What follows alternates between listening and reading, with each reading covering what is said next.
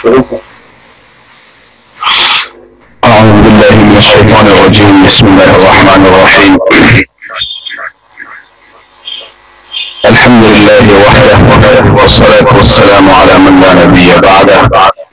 أما بعد، معزز السامعین حضرات، ایک بار پھر آپ حضرات کے خدمت میں حاضر ہوا ہوں۔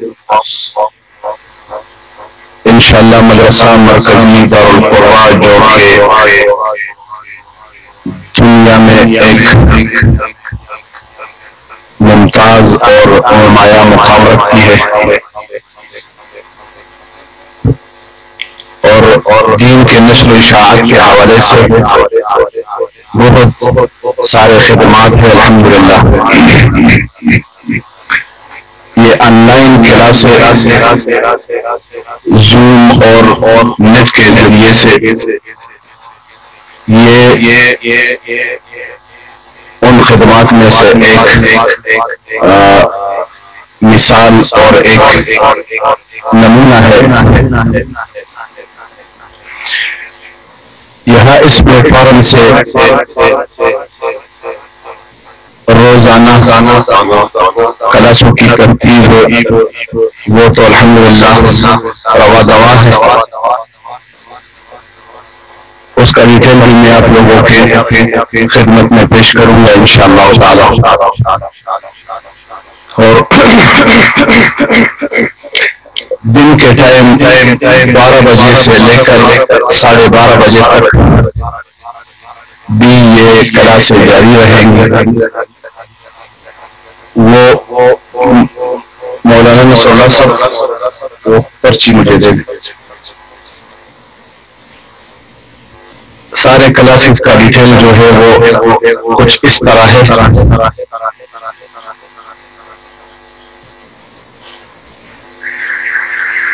بدھ کے دن سے تجوید القرآن کلاس آن لائن انشاءاللہ تعالی شیخنا و سندنا شیخ القرہ حضرت مولانا قاری فیض الرحمن العلوی صاحب دامت برکاتہم العالیہ جو یہاں اس ادارے کا بانی بھی ہے اور ہزاروں لاکھوں قرآ اور اساتذہ کرام کا استاد بھی ہے، وہ انشاءاللہ تعالی پڑھائیں گے دن 12 بجے بدھ کے دن۔ یہ ایک اہم اور ضروری کلاس ہے۔ اس کے بعد جمعرات کے دن اجراء قرأت 7 کلاس ہوگی جو یہاں مدرسے کے استاد ہے نابینا قاری عبد المالک صاحب، وہ پڑھائیں گے۔ اور اتوار کے دن انشاءاللہ تعالی لوگوں کے دریافتہ جو مسائل ہیں ان کے حوالے سے کلاس ہوگی اور لائیو پروگرام ہوگا۔ لوگ ان میں سوالات و جوابات پوچھیں گے اور یہاں اس مدرسے کا مدرس مولانا مفتی صداقت علی صاحب یا ان کی جگہ کوئی اور مفتی صاحب کو یہاں پر اساتذہ ہے، ان کے غیر موجودگی میں یہ انشاءاللہ یہ بھی کلاس ہفتے میں ایک روز بروز اتوار رات 8 بجے جاری ہے۔ رات 8 بجے بروز اتوار جن حضرات کو مسائل درپیش ہے وہ اس کلاس میں حصہ بھی لے سکتے ہیں اور جو گروپس ہے واٹس ایپ کے اس پر ایڈوانس میں پہلے سے اپنے مسائل بھیج کر انشاءاللہ انہی مسائلوں کا تفصیلی جواب آپ کو اس آن لائن کلاس میں یا آن لائن ویڈیو میں انشاءاللہ دیا جائے گا۔ اور ان کے بعد ہفتہ اتوار پیر منگل اتوار پیر 2 دن انشاءاللہ تعالی قاری محب اللہ صاحب کی کلاس ہوگی، وہ بھی یہاں کے استاد ہے تجوید کے۔ 2 دن ان کی کلاس ہوگی، وہ بھی 12 بجے دن 12 بجے اتوار پیر منگل یا اتوار پیر 2 دن یا 3 دن انشاءاللہ تعالی ان کی کلاس ہوگی۔ اور یہ دن والے کلاسوں کے جو ڈیٹیل تھی میں نے آپ لوگوں کو بتائی عرض کیا، اور مغرب کے بعد مغرب کا عشاء یہاں پہ روزانہ ہفتہ اتوار قاری احمد عکاشہ ان کی کلاس ہوگی، اور پیر کے دن قاری ہدایت اللہ کی کلاس ہوگی، اور منگل کے دن قاری حماد اللہ کی کلاس ہوگی،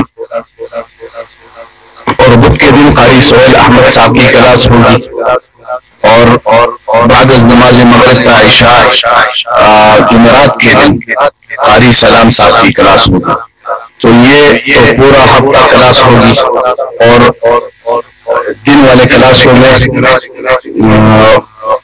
پہلی کلاس کے دن قاری فیض الرحمان العالمی صاحب کی، ان کے بعد جمعرات کے دن قاری عبد المالک صاحب کی، اور اس کے بعد ہفتے کے دن میری کلاس ہوگی جو آج انشاءاللہ اس کی افتتاح ہوگی، اور اس کے بعد انشاءاللہ تعالی اتوار پیر منگل 2 دن یا اتوار اور پیر 3 دن یا 2 دن، اتوار اور پیر 2 دن یا اتوار پیر منگل 3 دن وہ قاری محب اللہ صاحب کی کلاس ہوگی، اور اتوار کے دن شام والے کلاس انشاءاللہ تعالی وہ آپ کے مسائل اور ان کا حل مسائل کے حوالے سے مفتی صداقت صاحب کی کلاس ہوگی۔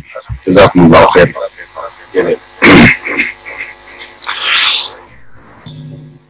ابھی انشاءاللہ افتتاح کریں گے تلاوت کی، اس کے بعد اگلے درس میں انشاءاللہ ترتیب کے ساتھ پڑھیں گے، پہلے کچھ مشق، اس کے بعد حدر، اور اس میں اصلاح، اور حضرت ڈاکٹر صاحب کے حکم پر تجوید کے کچھ موٹے موٹے قواعد آپ کی خدمت میں عرض کریں گے۔ أعوذ بالله من الشيطان الرجيم،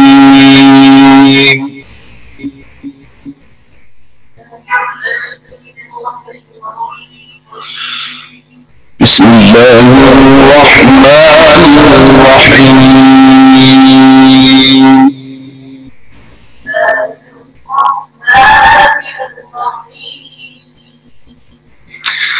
يا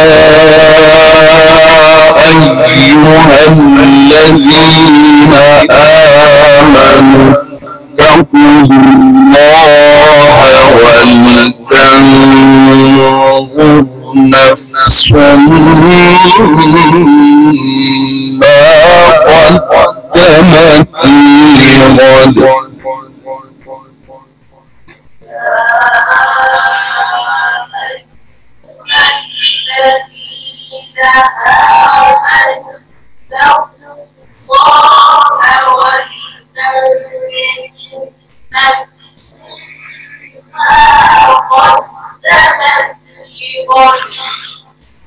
واتقوا الله إن الله خبير بما تعملون،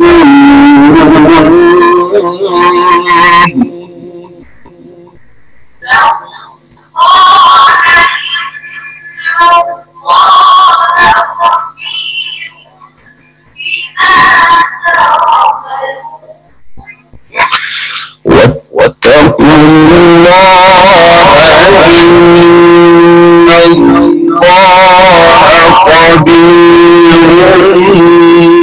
بما تعملون،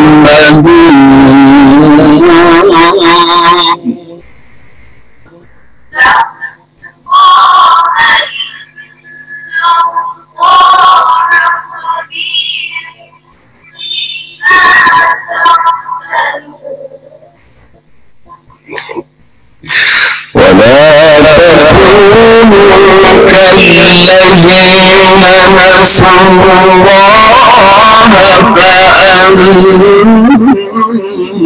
فأنساهم أنفسهم،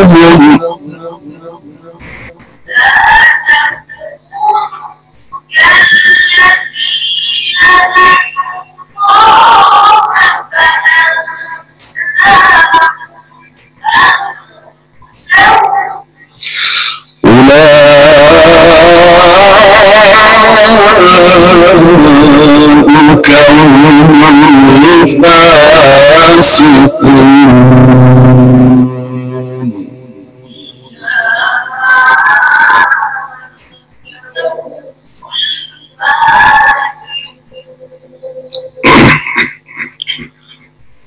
हमने पहले तिलावत की 4 साल से पढ़ी, ये इब्तिदा करने का तरीका है। ठीक है, ठीक है, ठीक है, ठीक है, ठीक है।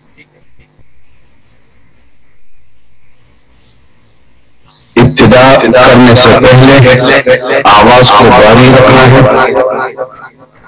और पस्ती आवाज से शुरू करनी है। आवाज को जारी रखना है, लग आवाज और चिट आवाज से शुरू कर और लग रवानगी सरगई द मिठास वाले दावा की कम वो मिठास जो आवाज में होती है और आवाज को खूबसूरत करना, जो कारी आवाज खूबसूरत करता है तो वो इब्तिदा में कम उसका इस्तेमाल थोड़ा सा कम। ठीक है, एक बार फिर इस तरह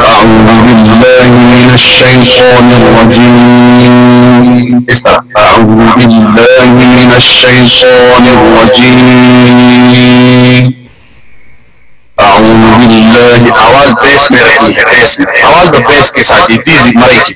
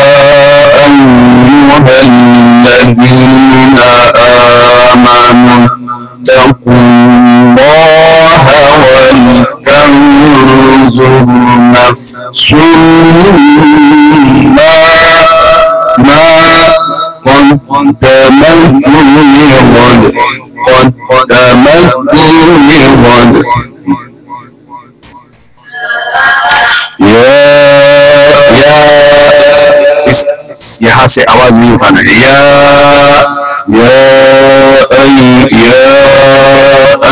मकाम के जो हुरूफ है दो रे फी मा, दो से आवाज उठाना है। इब्तिदा है ये रे यहाँ से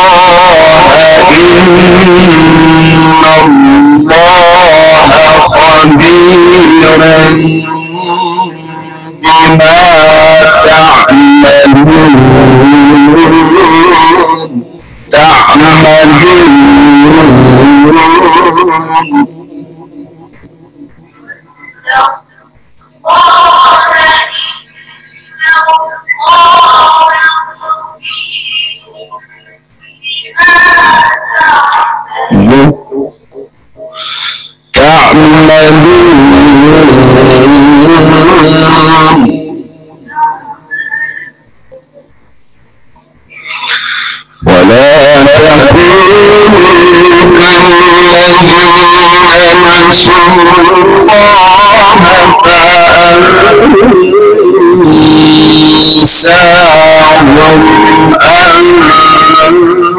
أنفسهم ولا تكونوا كالذين نسوا الله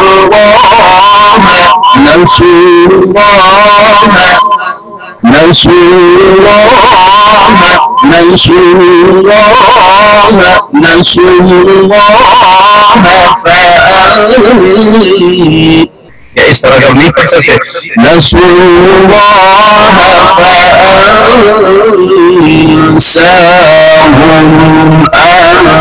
فأنساهم أنفسهم اس وقت کو آپ نے ذہن میں رکھنا ہے.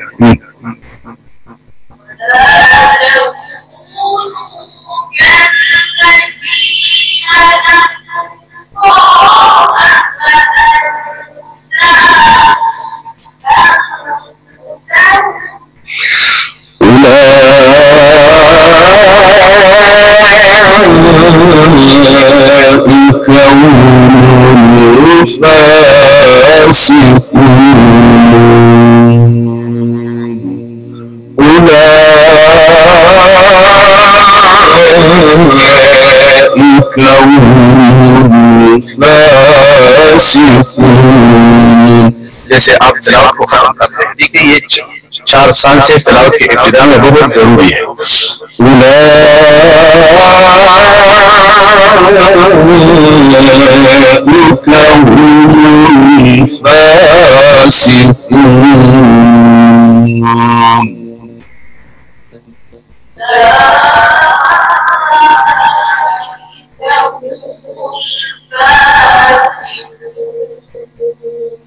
ٹھیک ہے اس کو آپ لوگ یاد کر لیں. ابھی اسی آیات کو 2 آیات کو ہم حضر میں پڑھیں گے. تلاوت کے 3 طریقے ہیں مروجہ. ایک کو حضر کہتے ہیں, دوسرے کو تدویر اور تیسرے کو ترتیل. ترتیل جو عام طور پر پروگراموں میں حفلات وغیرہ میں پڑھے جاتے ہیں جس انداز سے اس کو ترتیل کہا جاتا ہے, جو اکثر ائمہ کرام کا مسلک ہے. تو ترتیل میں پھر 2 طریقے ہیں. ایک ترتیل میں کچھ روانگی کے ساتھ اور ایک کو تحقیق کہا جاتا ہے جو آج کل محافل میں پڑھا جاتا ہے جیسے ہم نے پڑھا. اور ترتیل اس کی یہ نوع فَكَانَ عَاقِبَتَهُمَا أَنَّهُمَا فِي النَّارِ خَالِدَيْنِ فِيهَا. یہ اس انداز سے تھوڑا سا تھوڑی روانگی ہے ایسی, ٹھیک ہے. اور ایک حضر جو روانگی کے ساتھ پڑھتے ہیں جیسے حرمین کے ائمہ کرام جو تراویح میں پڑھتے ہیں لا يستوي أصحاب النار وأصحاب الجنة أصحاب الجنة هم الفائزون. روانگی کے ساتھ. اور ایک ترتیل اور حضر کا درمیانی والا جو درجہ ہے اس میں پڑھنا, نہ روانگی کے ساتھ اور نہ اتنا آرام کے ساتھ اتنا سلو پڑھنا. ٹھیک ہے جو محافل میں پڑھے جاتے ہیں یا جو ابھی میں نے پڑھا. تو اس درمیانی والی کیفیت کو کیا کہتے ہیں؟ تدویر. جیسے ہم 5 وقت نماز میں پڑھتے ہیں فرائض میں. تو ابھی ہم تدویر میں انشاءاللہ شروع کریں گے. پہلے الفاظ کی درستگی ضروری ہے, اس کے بعد لہجہ آتا ہے اور خوبصورتی آتی ہے. پہلے ترجیح ہم کس کو دیں گے؟ الفاظ. تجوید کو, عملی تجوید. اعوذ باللہ من الشیطان الرجیم.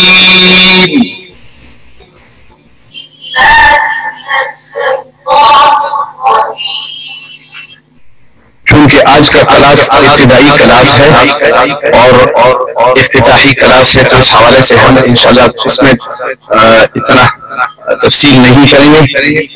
لوگ بھی نہیں ہے, ساتھی بھی کچھ موجود نہیں ہے آج, اور اعلان بھی ہو گیا ہے انشاءاللہ اس کا.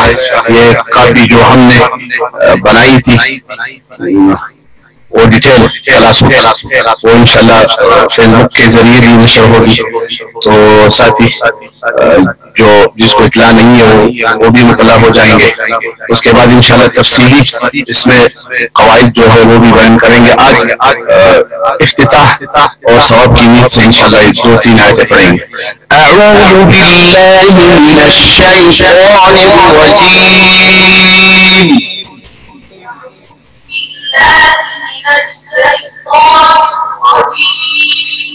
بسم الله الرحمن الرحيم.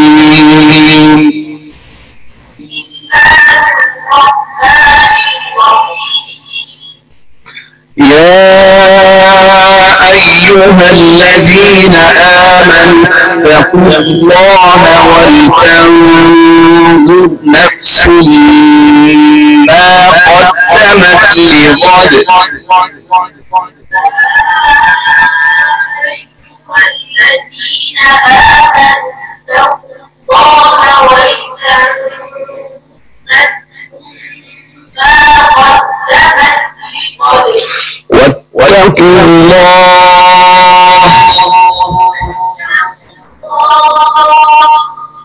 إن الله خبير بما تعملون.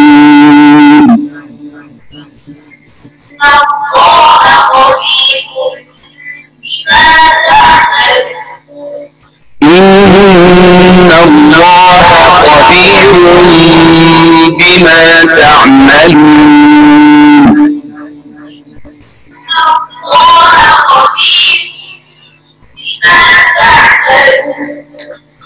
ولا تكونوا كالذين نسوا الله فأنساهم أنفسهم.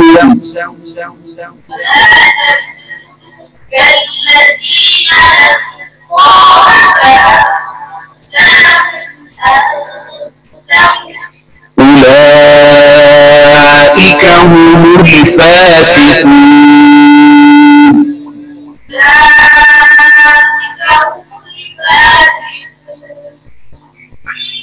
لا يستوي أصحاب النار وأصحاب الجنة. لا يستوي أصحاب النار وأصحاب الجنة.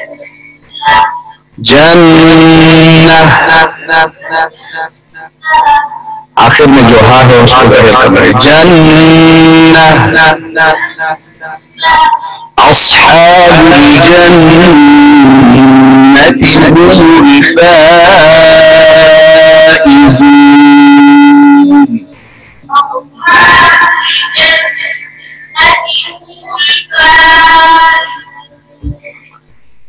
اپنے لہجے میں پڑھتا ہوں ترنم. يا أيها الذين آمنوا اتقوا الله ولتنظر نفس ما قدمت لغد واتقوا الله إن الله خبير بما تعملون. ولا تكونوا كالذين نسوا الله فأنساهم أنفسهم. أولئك هم الفاسقون. لا يستوي أصحاب النار وأصحاب الجنة. أصحاب الجنة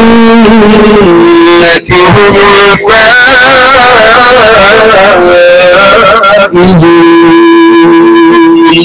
لو أنزلنا هذا القرآن على جبل لرأيته خاشعا لرأيته خاشعا متصدعا من خشية الله وتلك الأمثال نضربها للناس لعلهم يتفكرون. صدق الله العظيم.